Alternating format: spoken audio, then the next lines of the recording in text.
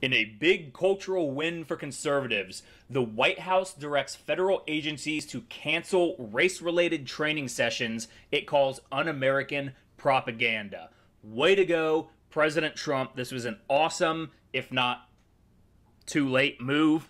The critical race theory has absolutely torn this country apart. And you can see that behind a lot of these riots and everything that is going on. It's now taught, it's been taught in our institutions and our schools for a long, long time. And there was this idea that people would graduate from college and then they'd get out into the real world and all of this stuff would go away, that they would outgrow it.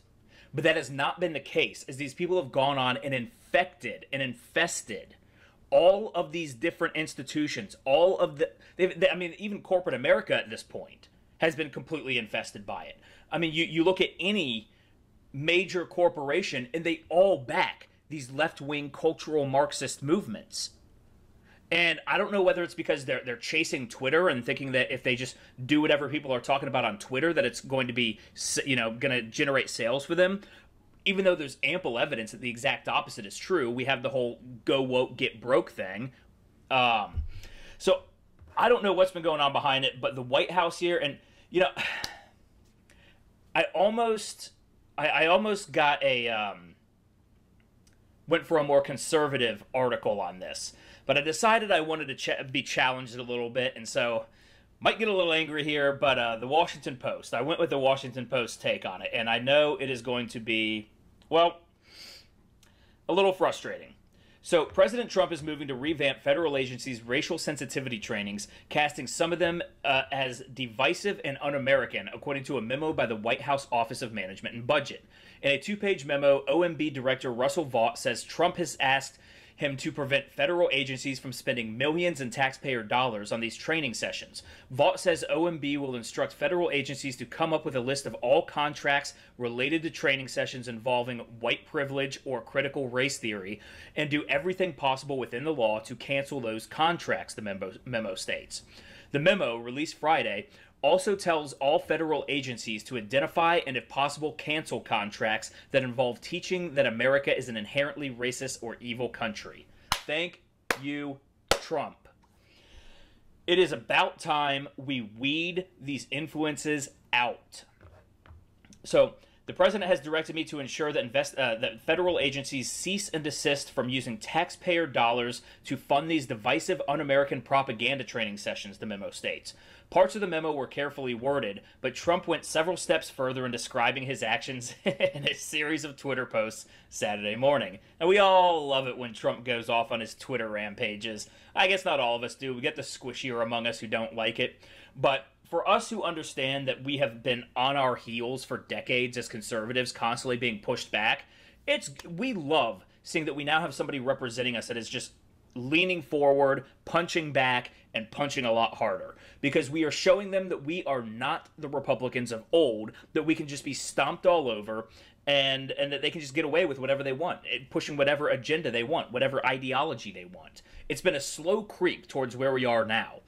It's taken decades, but it's finally bearing fruit, and we can see that in violence all across the nation. And it's all Marxist. It's all, they call them anarchists.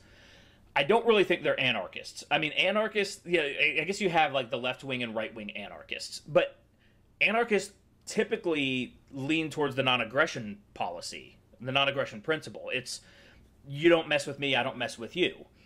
And that's typically what true anarchists are. Now, there is I guess the anarcho-communists are those that don't realize that the communist vision of a governmentless nation where everything is shared equally but never enforced by any overseeing agency, any overseeing governing body.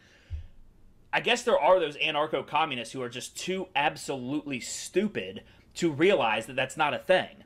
That all they're going to be stuck with is socialism, which is the perpetual pursuit of communism.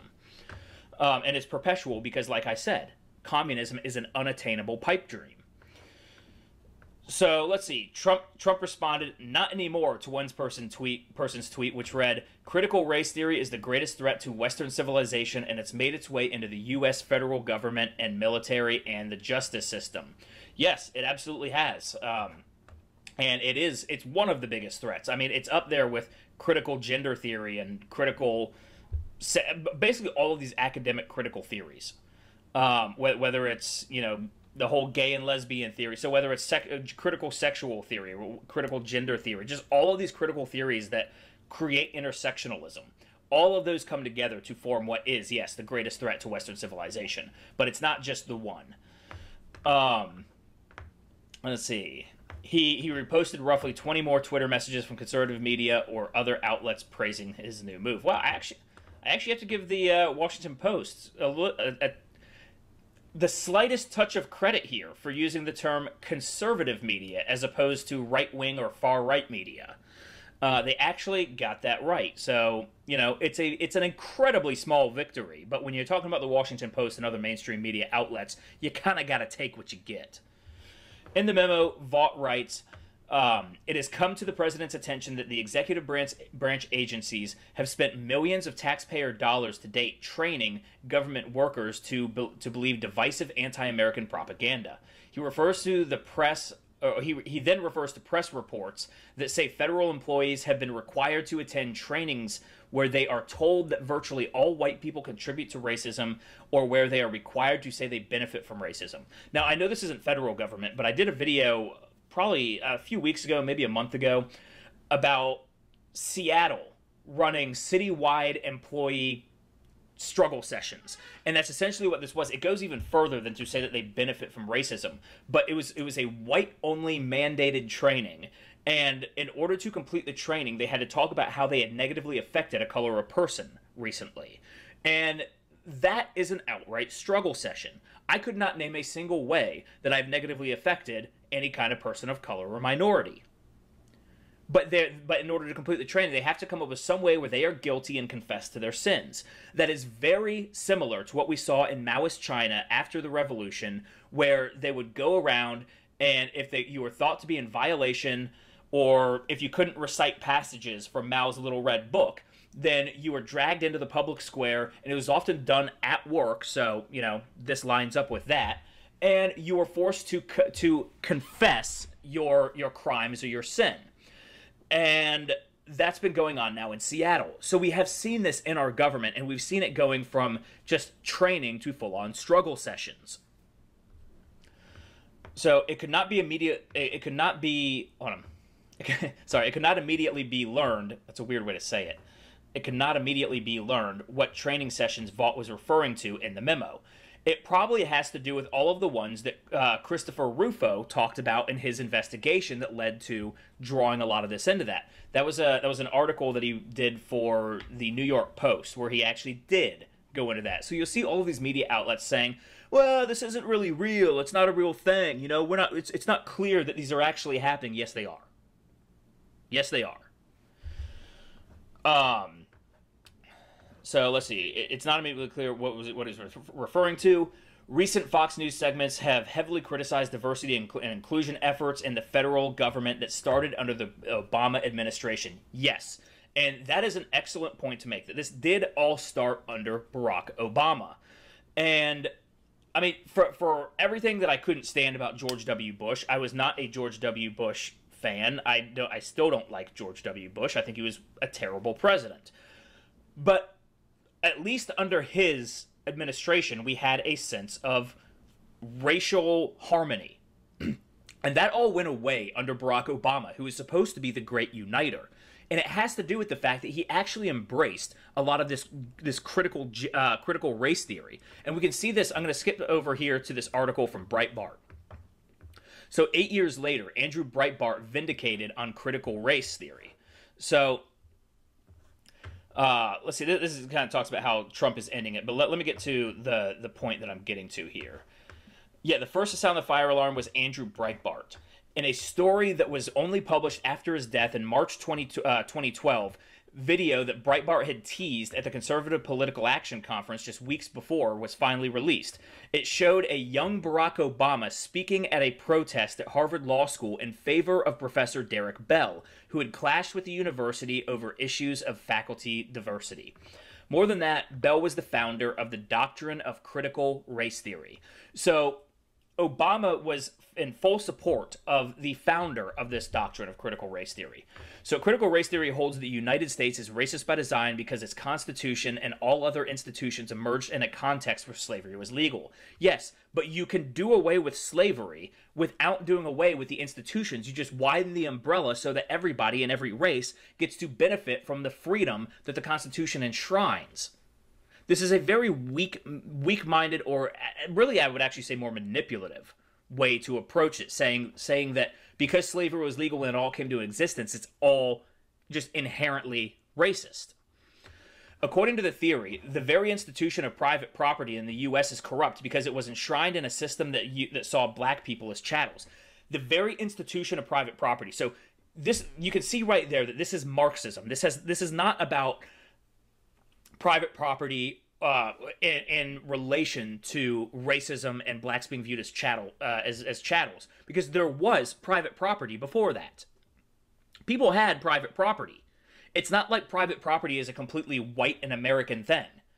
And you know, we see it over and over again from all of these diversity and inclusion things. They talk about whiteness, and they attribute all of the things that are the pillars of society, of a functioning society and a functioning personal life. You know, things like being on time, working hard, the nuclear family unit structure. All of that they attribute to whiteness, which is inherently racist, because we're not the only culture that has those philosophies, that has those principles, that has those values. And so to contribute it all to racism is to, in and of itself, because a lot of those values are actually good values, it is essentially saying that whites are supreme because we came up with all of these ideas and these values and these structures, but then it's riddled with guilt by it. Well, no. First of all, they're not white in nature. I don't know what it was that led Europe to be, to discover America and to go across the sea and to, do all this other stuff. I don't know what it was that led to that. But, so I don't really, but it has nothing to do with whiteness. Let me just get that out of the way. So I kind of lost where I was going with that. But, so, let's see here. According to the theory, the very institution of private property in the U.S. is corrupt. That should be the first alarm bell that this is really about Marxism. And that this Derek Bell is a Marxist. And that is who Barack Obama... They always try to downplay all of Barack Obama's communist roots. So, whether it's him announcing his political career in the living room of Bill Ayers, who was a Weather Underground communist terrorist, or his going to the Church of Jeremiah Wright, who is also a radical, and was talking about how 9/11 was America's chickens coming home to roost, and that kind of thing. So Barack Obama had all of these ties to these really disgusting anti-American and Marxist people, and it was constantly swept under the rug. So let's see. I don't necessarily want to go into everything about Bell here. So okay, so here we go. Obama may not have studied directly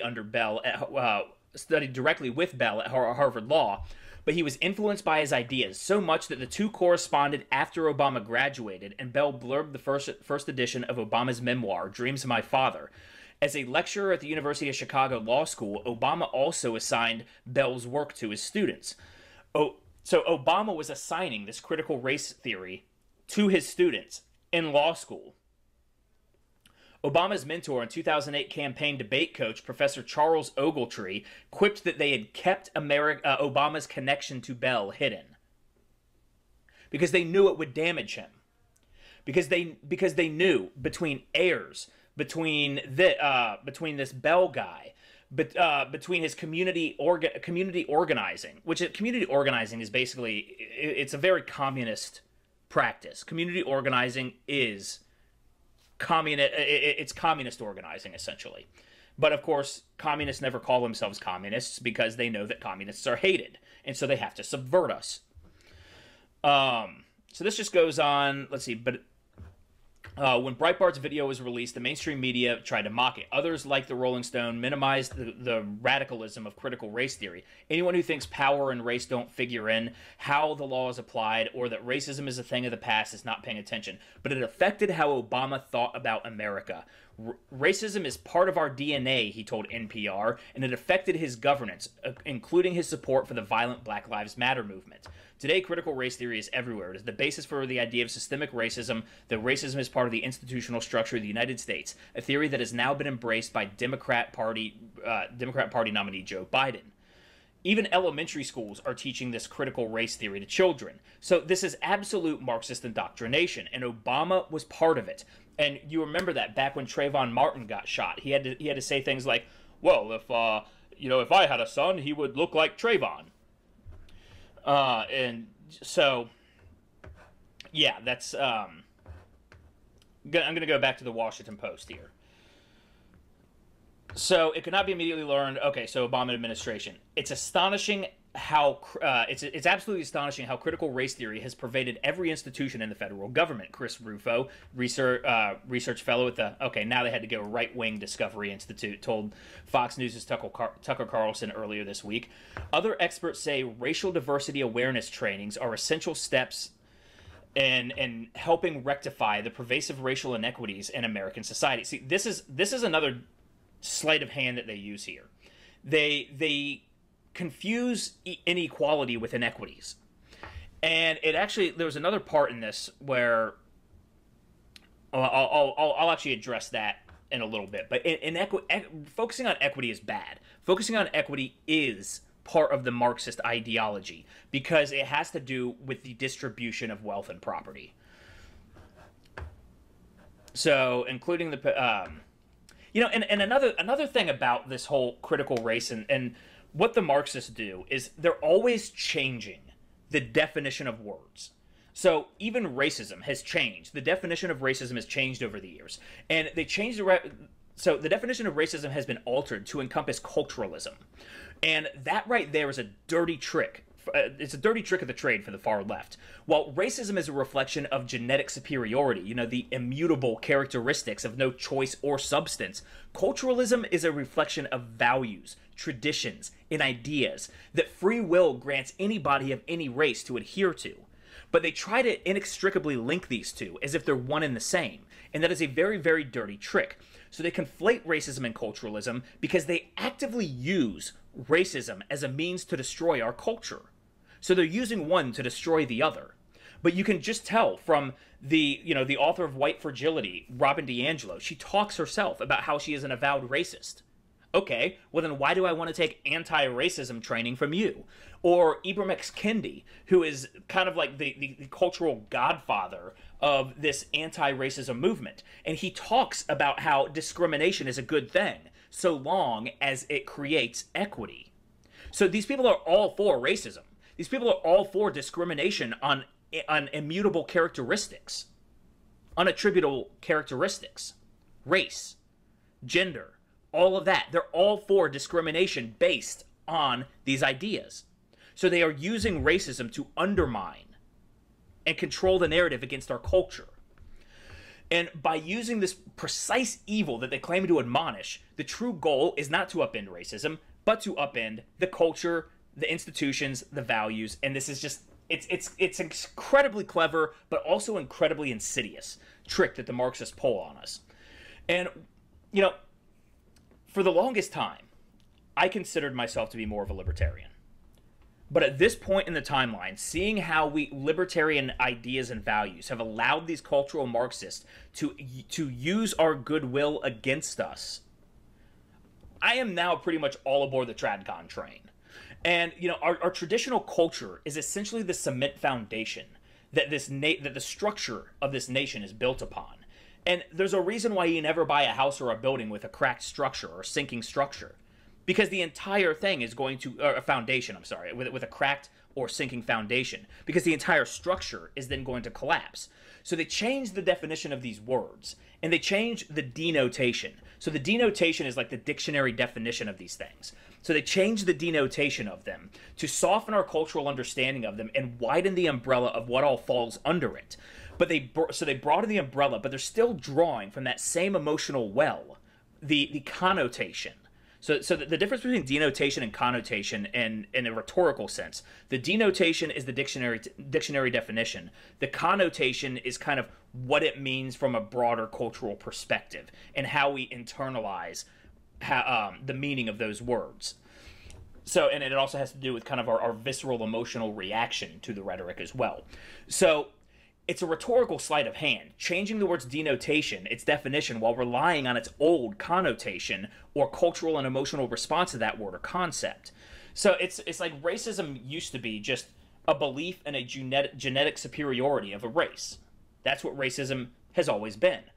But now any kind of opinion that might have I mean, it doesn't even have to be fully race related. You know, it can just be something that is like tangentially racial but not racist. All of a sudden now that's racist. And so these things that were actually part of a healthy discussion previously, because they were not under the umbrella of racist or racism, are now considered racist, and they have that same visceral response. They call it racist, and so it has that same visceral response as what people used to have when somebody actually believed in genetic superiority. Do you see that dirty trick that they're playing? It's based in rhetoric, and that is why it is so important for the left to always be controlling the narrative. But it's kind of like they change all these definitions. Changing the definitions has contributed to the rapid and radical cultural shifts that we're seeing in this nation, and it's almost akin to war. It's kind of like you can imagine yourself in a battle. You can sit on a couch and imagine yourself in a battlefield. You can come up with all of these strategies that you would do. Oh, if I was in a battle, I'd do this and that. But then if you were to actually be picked up off of your couch and dropped into a battlefield, all of those ideas would just completely escape your consciousness because you're now in the heat of everything. And we kind of see that. So we kind of see that it's the same thing with the culture, with this chaotic, tumultuous culture. You know, instead of people getting shot and things blowing up all around you, although with the riots, you really are kind of getting things blowing up all around you, but you got people getting canceled around you left and right. These peaceful, unassuming towns like Kenosha, Wisconsin, turn into absolute madhouses at the drop of a hat. And, all you're thinking is, how do I survive this? So it doesn't give you the ability to think critically about the premises when all you're thinking about is, how do I survive at all this constant barrage of changing definitions, changing landscapes? So it really is the death of critical thinking. You're just so caught up in the melee, you're so caught up in the melee that these presumptions don't even register. Your ability to critically think about the premises tend to disappear, just like your ideas of all the strategies you would do would disappear once you're dropped into active gunfire. So it's cultural warfare. That's why it's being pursued by cultural Marxists, and that's why Marxists changed their mode of operation from classism to just a broader reaching cultural intersectionality. So sorry, I know I went off on quite a bit there. So let me get back to this Washington Post article here. So other experts say that, yeah, of course other experts say that because those other experts buy into all of this stuff. They are critical race theorists. And I'm tired of the use of the word experts. Most of these experts are not experts at really at much of anything. It's just a way of saying they're smarter than you, listen to them, and believe what they're saying. The term expert really has just become a way, it's almost become insulting. Because they say things that, or they talk about concepts that most average Americans are perfectly capable of gleaning for themselves, but they call them experts so that we're not supposed to trust our own judgment on anything. We're supposed to look up to the experts. And because the experts say it and they know more than we do, we're informed by them. That's not being informed by them. That's being indoctrinated by them. So the whole idea of experts is also a big part of the practice of indoctrination. So several studies have found federal contracts are disproportionately awarded to white-owned businesses.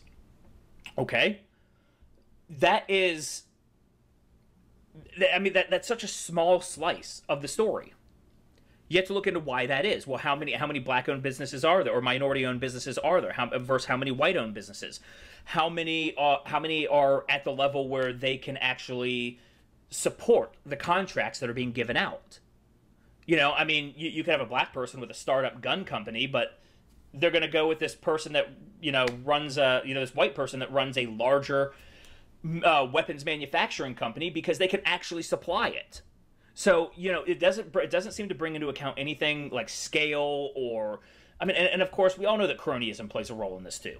So honestly, that's the biggest problem here, is that it's not disproportionately awarded to white-owned businesses. It's that that contracts are disproportionately awarded to connected businesses, businesses that have connections to political figures. They get granted those contracts, and so, but leave it to the leftists to always, they can identify a problem, but never the actual source of the problem, or never where it actually comes from, or what the actual problem is.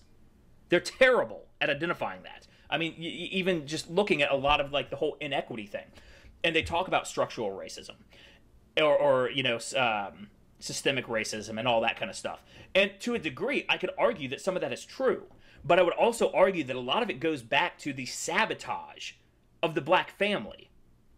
And now, because they've successfully sabotaged the black family from before the 1964, when the Great Society was passed and was given the welfare state, black families had about 20% born out of wedlock. It was a very low rate. It was actually lower than whites. Whites was around 25. Now they're all the way up at 75%. You have almost an entire race where 3/4 of it has no father figure.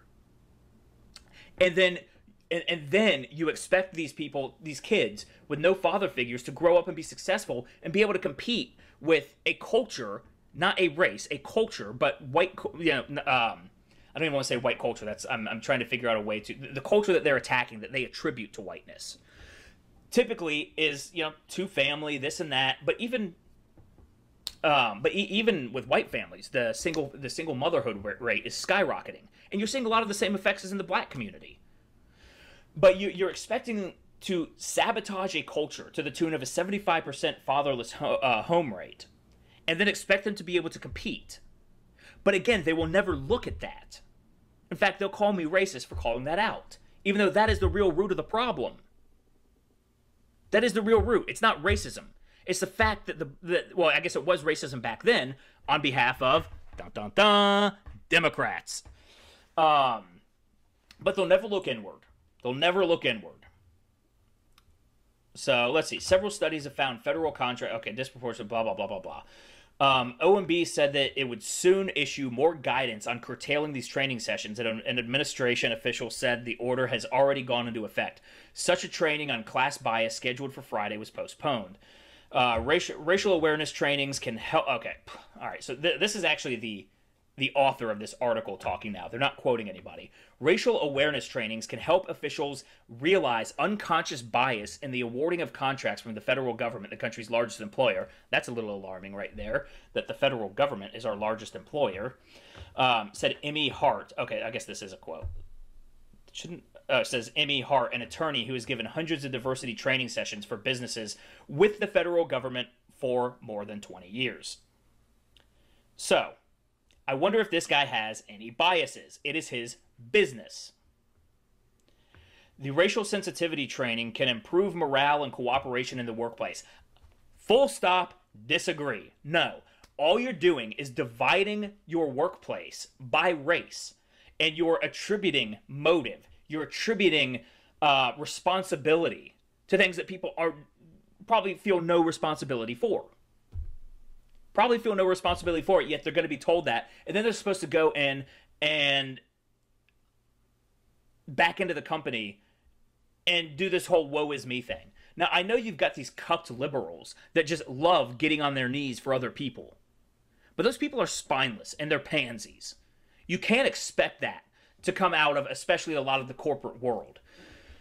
So, the racial sensitivity trainings can improve morale and cooperation in the workplace. Honestly, I think it would do the exact opposite. I mean, any precursory common sense glance over at how gender theory works and how, race theory, critical race theory, and how a lot of these trainings work, where they castigate whiteness, where they castigate and place blame on white employees. How is that going to improve morale and cooperation? It won't. It won't. This is a con. Let's see. He says, if we are going to live up to this nation's promise, we hold the truth to be self-evident that all men are created equal. We have to see each other as human beings. Yes, we all do. That, like, listen to that premise right here. This, how are you supposed to create more, how are you supposed to increase morale and cooperation when you work under the presumption that an entire race of people within that company or within that organization or within that agency do not see other people as humans? This is the presumption here is disgusting. So he says, and we have to do whatever it takes, including taking whatever classes make that possible, Hart said. Yeah, because Hart is the one making a mint putting on these classes. Man's probably a multi-millionaire just doing these training classes, these struggle sessions. These classes have been very powerful in allowing people to do that, and we need more of them than ever. There's a danger here. No, we don't. You got to understand what the Washington Post is doing here. They are taking somebody who has a financial vested interest in promoting this stuff, and then acting as if their expertise and insight isn't a sales pitch. The OMB memo later says, the president and his administration are fully committed to the fair and equal treatment of individuals in the United States. It was first reported. Yes, okay. And that was what I was saying we were going to get to later. And so what President Trump is talking about there is equality, the fair and equal treatment. What these people are pushing for is not equality. They're pushing for equity. They're pushing for the redistribution of wealth and property based on people's needs, based on their, and it's not even going to be rooted on individual needs. It's going to be rooted on, it's going to be based on racial needs, gender needs, sexual orientation needs, all of these different intersectional groupings. And so it is redistributive in its nature, which means it's Marxist. It is rooted in Marxist philosophy. Whether it's full-on, flat-out socialist or communist is irrelevant, because it is rooted in Marxist ideology and Marxist thoughts. And so we know from the left that if you go down the road of Marxist ideology, they're not going to say, all right, we're good here. No, they're going to keep going, because the left doesn't know when to stop. That's why they're called progressives. They pick a direction and they progress in that direction. And that direction that they're progressing towards is Marxism,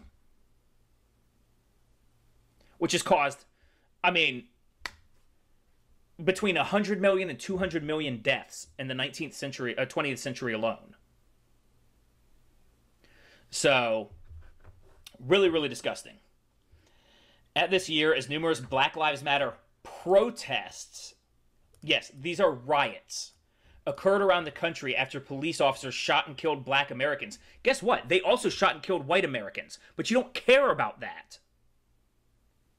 It's cherry picking. It's racial cherry picking, which seems kind of racist in and of itself, if we're working under the broader umbrella of what racism now means. So Trump has sharply criticized social justice protesters. No, he has sharply criticized the people that are burning down buildings, looting shops, ruining people's lives, attacking people in the streets. They're violent mobs. They deserve sharp criticism. In fact, they deserve a whole lot more than sharp criticism. The fact that all Trump has done is sharply criticize them and hasn't sent in the tanks to just roll right over them is a testament to the fact that Trump is not a dictator, that he's not some fascist. But you'll never get these people to admit that. They're instead going to try to vilify Trump for criticizing violent uprisings as opposed to squashing them, when he should be squashing them. So anyways, guys, that's the video. Please go ahead and hit the like button. Subscribe to the channel if you haven't already.